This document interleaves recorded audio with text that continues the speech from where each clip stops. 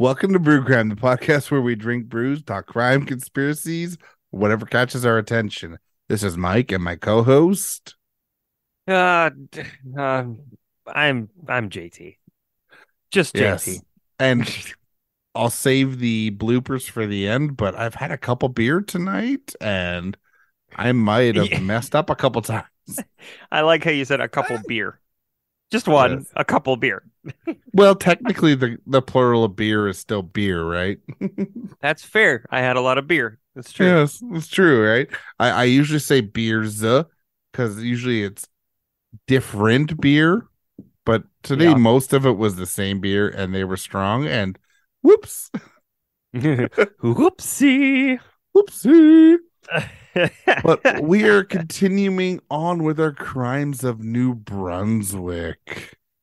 Yes. Not to be confused with Brunswick, the bowling No, organization. this is the new Um, one. it's the yeah, it's 2.0. 2.0. Yeah. Yeah, we're definitely we're hopping into the part of New Brunswick called Miramichi. And my case today, this is a fella. This is a dude. If there was ever a dude who I think achieved or deserves his nickname, this guy. And he is known as the Monster of Miramichi. Oh, shit. What? That sounds bad. Oh, okay. I was like, oh no, you know this. No, His no, name's no, no. I Al. don't actually know. His name is Allan Legere. And so this case I'm titling The Monster of Miramichi, Allan Legere and His Reign of Terror. It sounds like a very French name, doesn't it? It is. Yeah, it Yeah. is very French. Legere. Tabernacle. Legere. Tabernacle. It could be it could be Legary, but I think it's But Legere. it's not, I'm sure. Yeah. No. Legary would be pretty funny though. It would, wouldn't it?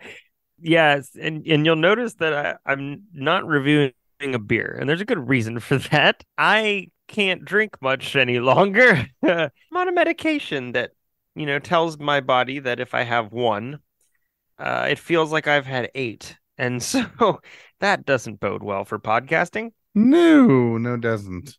But know that I'm drinking in spirit. Yeah, makes sense. So to hop right into this, we'll kind of talk a little bit about his background. Legere was born on February 13th, 1948. And he was born into a low income family that lived in Chatham Head neighborhood. So it's Chatham Head, and that was a neighborhood of Miramichi. And, unfortunately, as is the case with a lot of folks, he grew up in poverty. And not only that, but he was in an area where he was surrounded by a significant amount of crime. And it was an area that was known for theft, assaults, break-ins, and it's kind of where he got a taste for that lifestyle. I mean, it was around him, and therefore that's what he knew, right? Yeah. So his father wasn't in the picture from an early age. He walked out, leaving three young kids and their mom. So, you know, dickhead alert, I guess. Allan had a rough upbringing. His family was always struggling. Other children made fun of him for being fatherless. He felt like an outcast. And he leaned on his older brother because he looked up to him and primarily because he's an interesting dude, both as a kid and an adult. He kept this pretty consistent where even like as a kid, he was kind of seen as like a Jekyll and Hyde, right? So if he liked you, he was absolutely charming and wonderful. But if he didn't, he was spiteful, cruel, hateful. It was bad. Oh, Um, fuck. That's not good. right? That's really not good. No, not at all. Even as a kid, I can't Yeah. imagine being like that as a kid. No, like Um, as a kid, I was a happy-go-lucky. I just, everyone was my friend. As an adult, it's like a little more like fuck off. it's But as a kid, no. outside's too peoply. It's too peoply out there. Oh God, is it ever as an adult? I have to do um, what? Fuck. yeah. No, No. no. Get to the chopper. Get No, to the couch. get to the couch. Jeez. So Allan felt like that outcast, but he would talk to his mom about resenting the community because they turned their back on him. So his mom was kind of his confidant in a way. Okay. He loved her, he trusted her, and she tried to turn things positive, but it was kind of futile. And that was the beginning of really when he began to disdain society. And Ah. yeah, while he was younger, he became a petty criminal. He would break into homes just to see if he could do it. Sometimes he'd steal food, jewelry, money.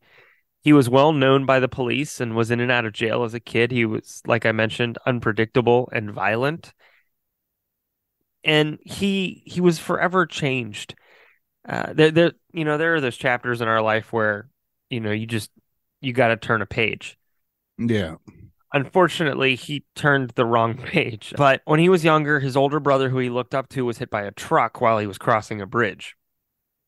That's And rough. yeah, so there's that loss.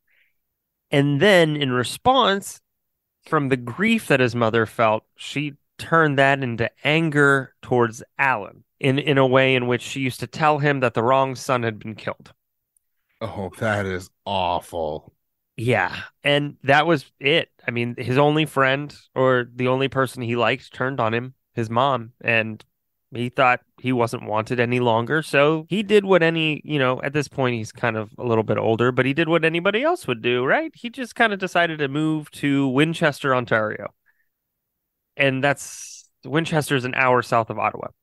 I've never heard of Winchester, Ontario. I've heard of the gun Winchester, but not the Ontario town. This move, he felt like it could be a fresh start. He could reinvent himself.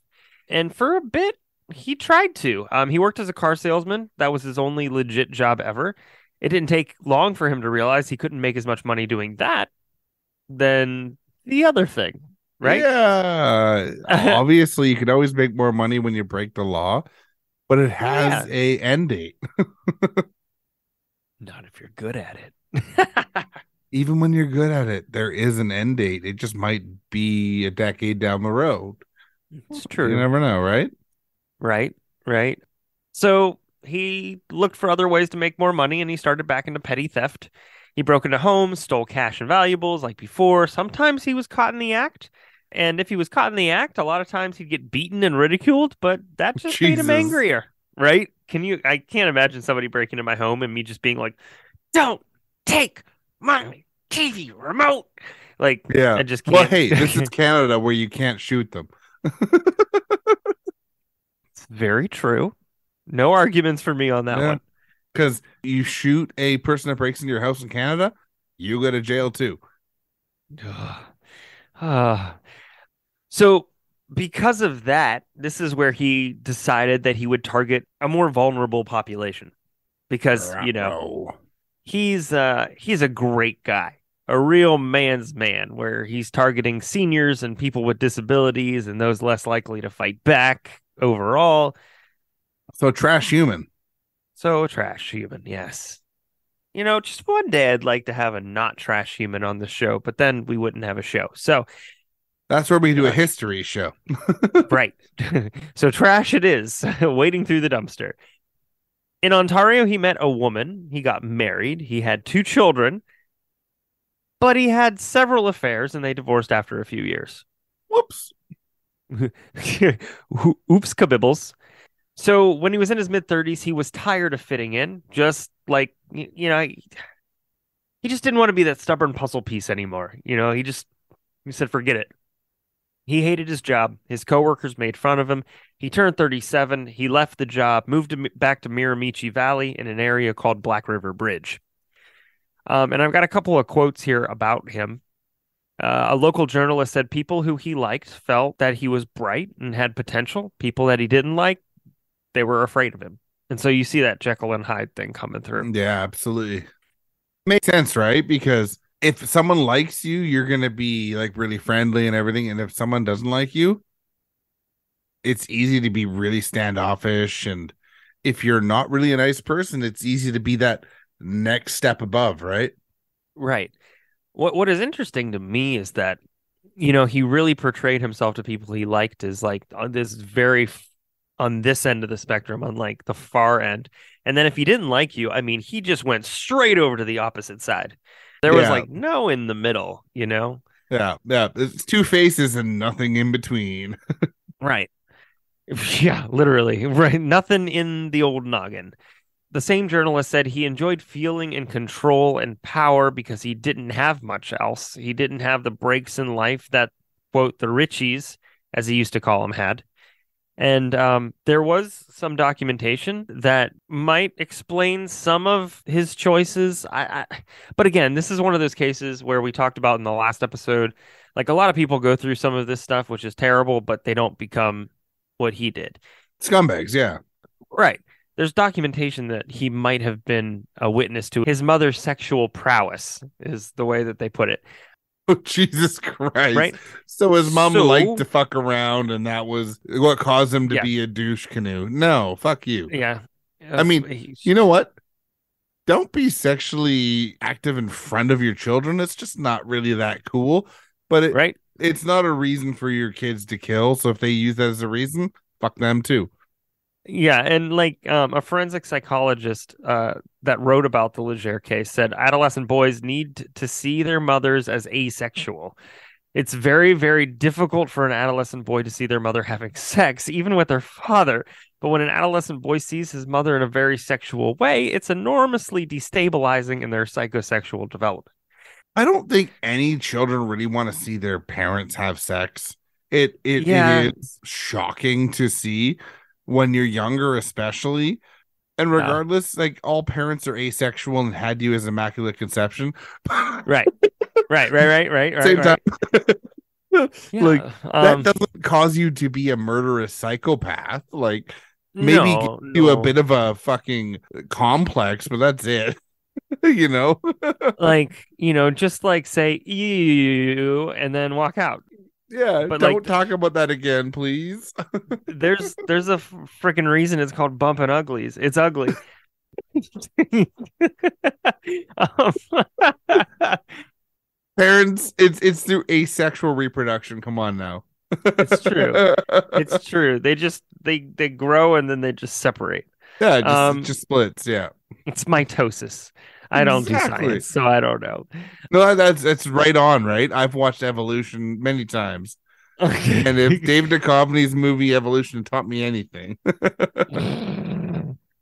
wonderful It movie. taught us a lot of things. Um, So, a forensic psychologist said he wanted to be perceived as someone strong and powerful and competent, and he tried to even convince himself of that, but his feelings of inferiority were just too overpowering for him, and so he constantly tried to compensate for that inferiority. And so that's hence the extremes, right? It's too bad because he could have just been a loser. Yeah. I mean, they wrote a song about him, I'm a loser, baby. So just like, They should have just just killed him. listen, Alan, be a That's the loser song. like the rest of us. Yeah, damn it. Please. That is the song. Yeah, just make Um, friends and don't kill anyone. I feel like those are really easy rules. I know, right? That was me. I don't understand.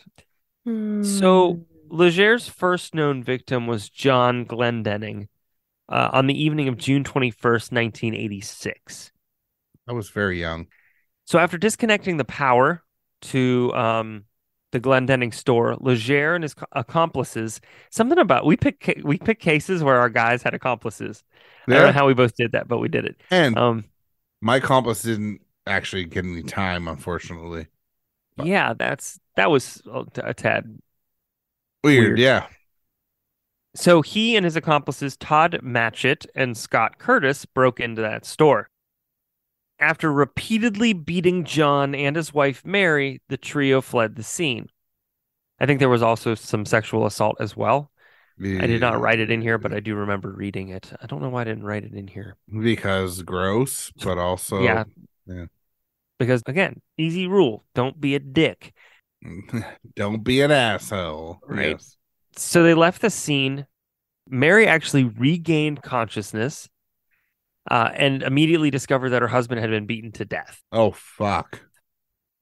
And so She crawled up the stairs to the phone and dialed 911.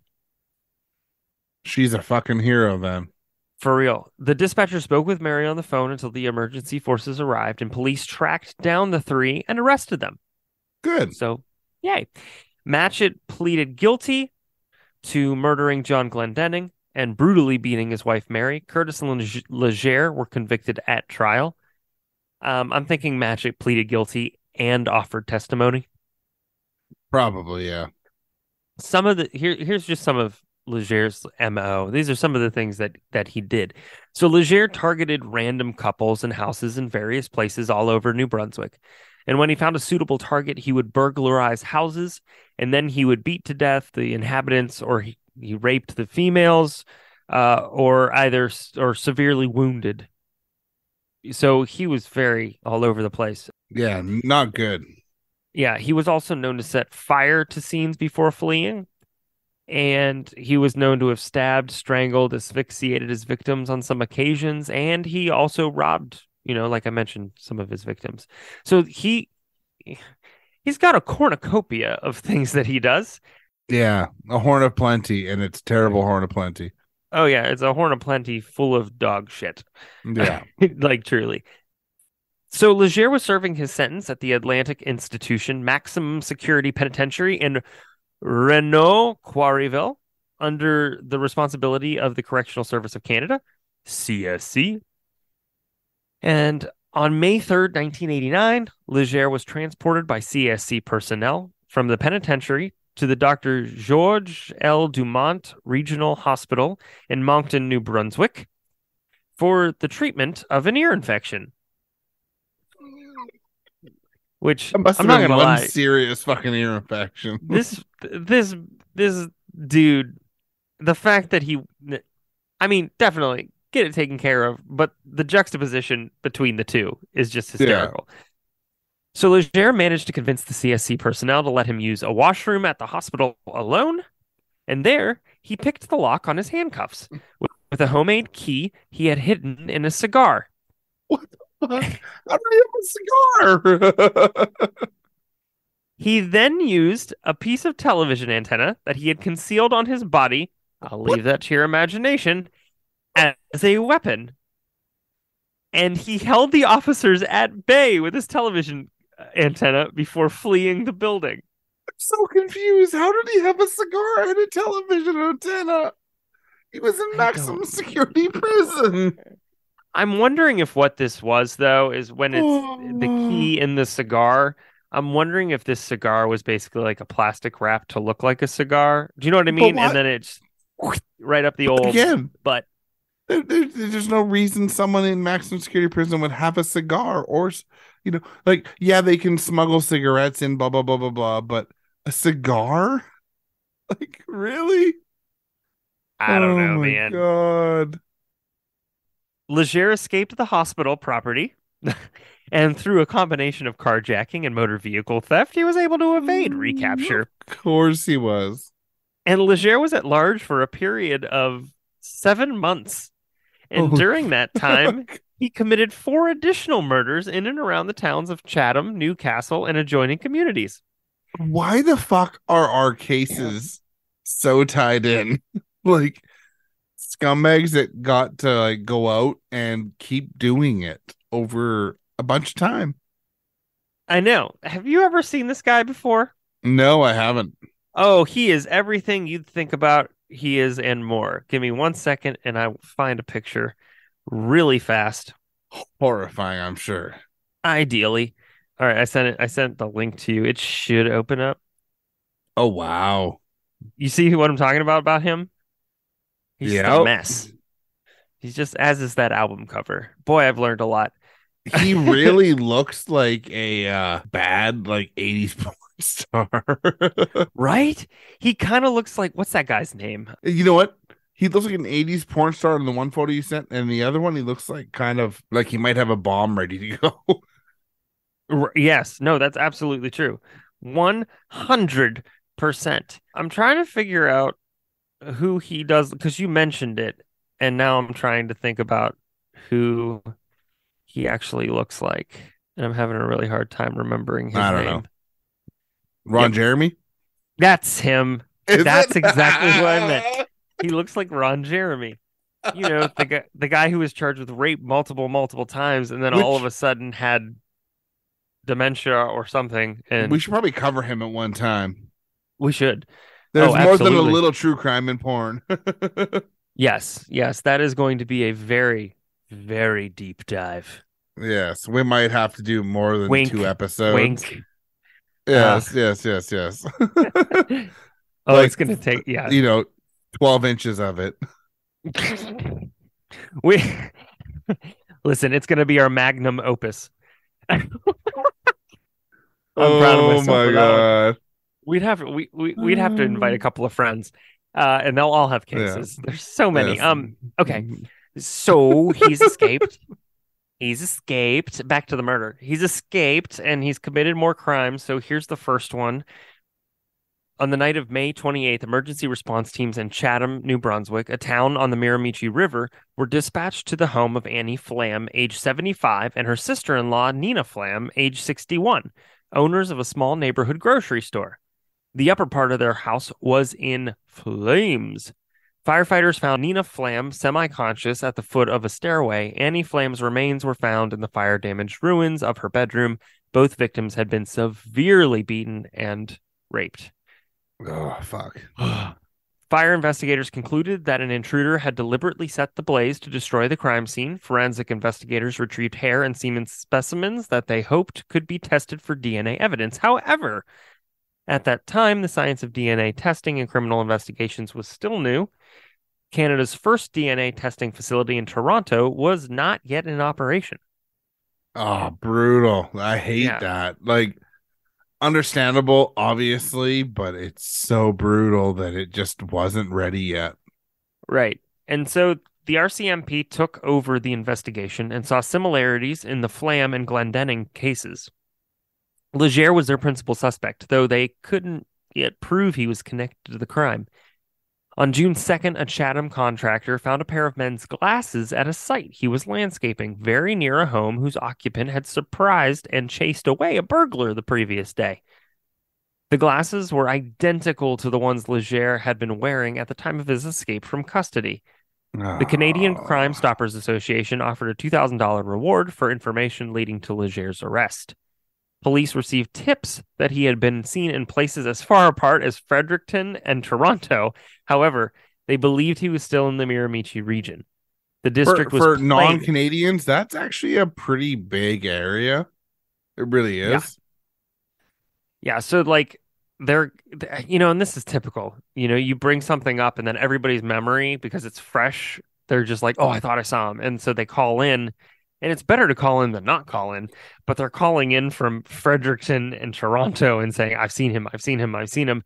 So One sec. unless he's got a portal, Fredericton, New Brunswick to Toronto is just to give an idea, 13-hour and 9-minute drive. yeah, so large space that they're Yeah, saying they've seen this guy. 1,365 kilometers. And I don't have a Oh, hold on, conversion to I got miles. you. 1365 miles, 848. So 2 tanks of gas on my car. Not nothing.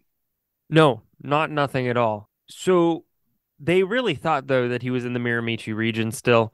The district was plagued by further violent incidents, including on September 30th. So June, July, August, September. So at the end of the fourth month after the first thing that I just mentioned. So on September 30th, Morrissey Doran, age 70, who lived in Miramichi town of Newcastle, was shot in his back when he Oh, confronted an fuck. intruder in his home. The next day, an armed assailant broke into the Newcastle home of a senior couple, Edwin and Evangeline Russell, and viciously assaulted them. 2 weeks later, at 7:35 in the morning on October 14th, the Newcastle volunteer firefighter saw smoke coming from the home of sisters Linda and Donna Downey, ages 41 and 45. He set out a call for help and rushed to the burning house. Police and other firefighters quickly responded. The bodies of both sisters were found in the house, one of them tucked into her bed. Both had been badly beaten and again raped. Investigators found that the bulb of the back door light had been partially unscrewed from its socket. The crime scene practically duplicated that of the Flam murder, and police learned that Legere had once had a relationship with Linda Downey, adding to their suspicions that he was the culprit. So, fear has now gripped people living in the Miramichi region. Residents believe someone in the area was sheltering Legere. Parents kept children indoors. Halloween trick-or-treaters, that was canceled. People who lived alone, particularly seniors, stayed with relatives or neighbors. Additional RCMP officers joined the manhunt, and Crime Stoppers' reward jumped to $10,000.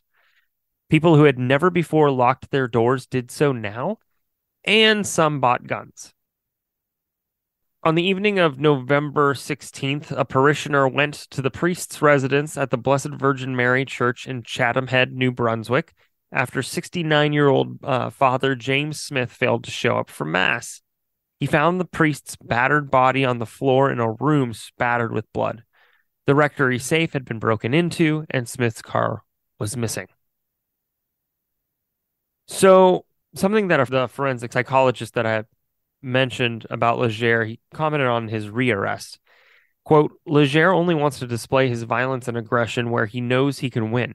He'll do it with an elderly woman or someone who's weak and or disabled in some way. Then he'll show how violent he is. But with armed police officers, he'll just give and end it right there. So the Crime Stoppers reward hit $50,000, but leads brought police no closer to finding Legere. Then on the night of November 23rd in St. John, Legere hijacked a taxi at gunpoint and told the driver, Ron Gomke, to take him to Moncton, which sounds a lot like your case. Mm-hmm. Just a little bit. So blowing snow and icy roads made driving treacherous. Gomke lost control of the vehicle and plowed into a snowbank. Legere waved down a passing car whose driver, Michelle Mercer, was an off-duty RCMP constable. Oh, shit. With both Gomke and Mercer now at gunpoint, Legere told Mercer to drive to Moncton. In the blinding snowstorm, Mercer lost her way. She eventually pulled into a gas station near Sussex, New Brunswick for fuel. There, she and Gomke were able to make their escape in her car. Legere hijacked a transport truck, told the driver, Brian Golding, to take him to Moncton.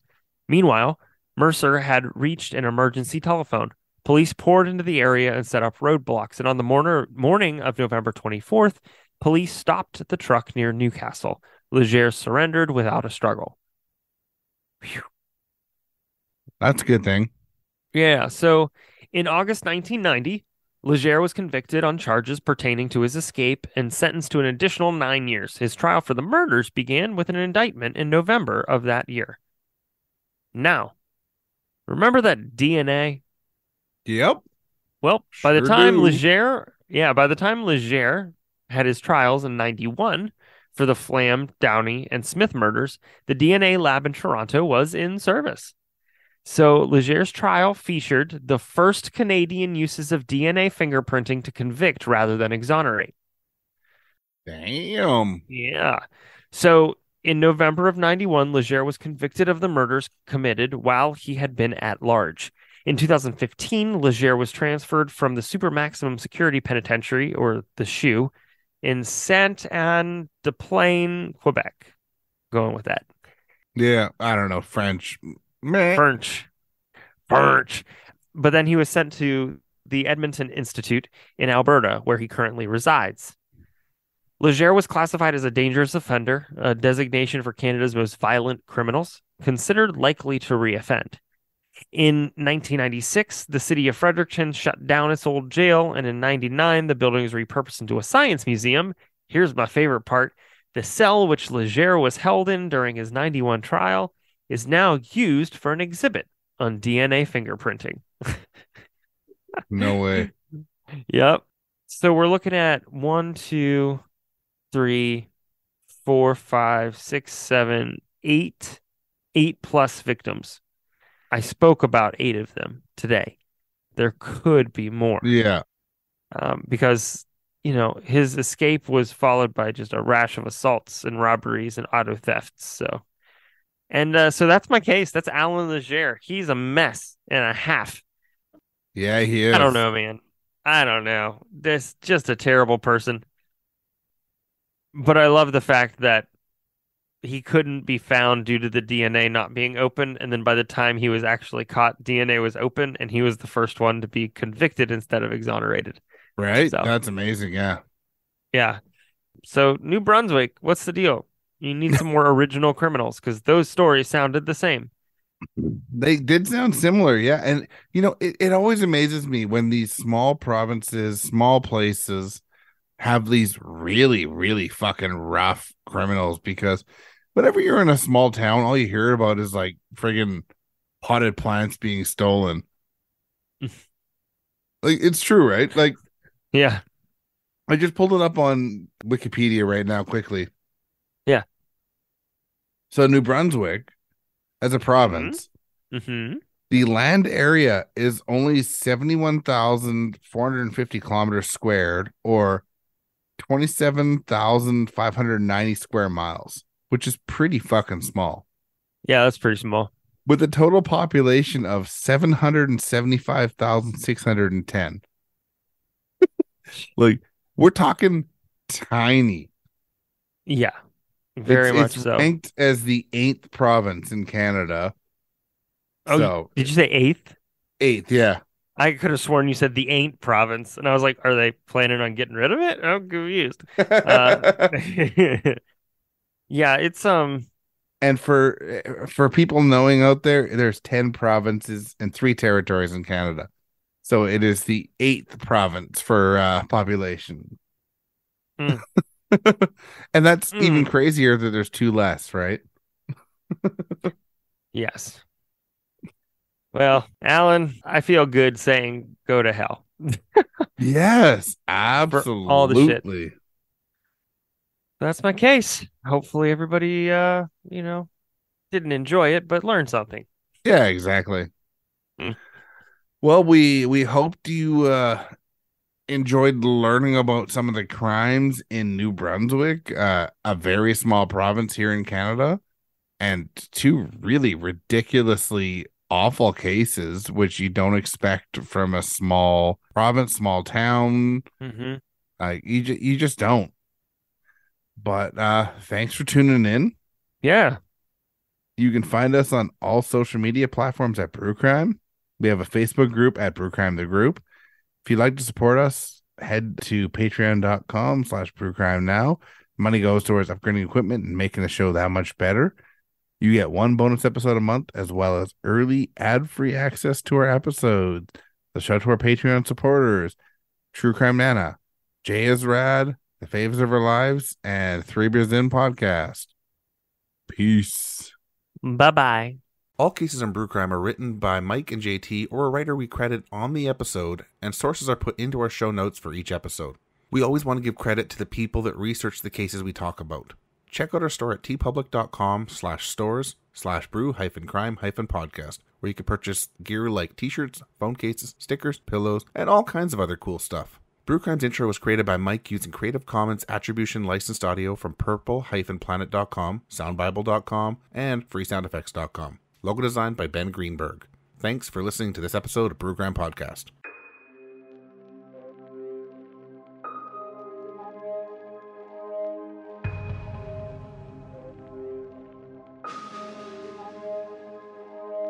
Down this road is a small city once thriving and full of life, but now desolate and abandoned.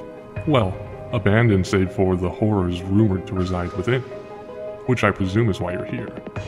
Now, there's nothing wrong with a little morbid curiosity, but please, remember to stay close to your guides. We wouldn't want anyone to get left behind now.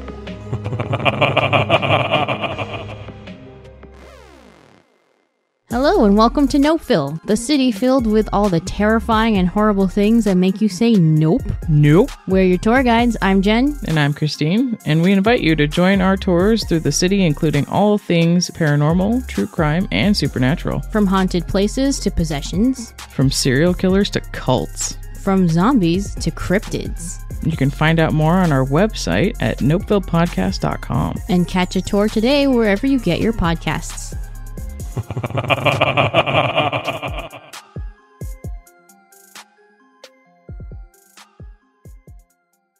let you do the intro. Good call, and I'll also get ready for that. Welcome to Brew Crime. Plus, His name is my cable needs to get fixed here. Hold on. Okay. It's the microphone. It's not even the cable anymore. I've determined this. I need a new one. New mic. Okay. New JT. Yeah, right? We need a new JT. We need JT 2.0. We need new JT. Oh shit. So okay. We almost got Porter all over the microphone, everybody. That was actually Diet Coke. Oh, dang. Need some caffeine too. Yeah. Oh, well, would you look at this? I did not copy my script, but my old True Crime Lab episode image popped up of this case. Oh, you covered this way back in the day, did you? Way back in the day. That's amazing, considering like this would have been a pretty small time case, probably.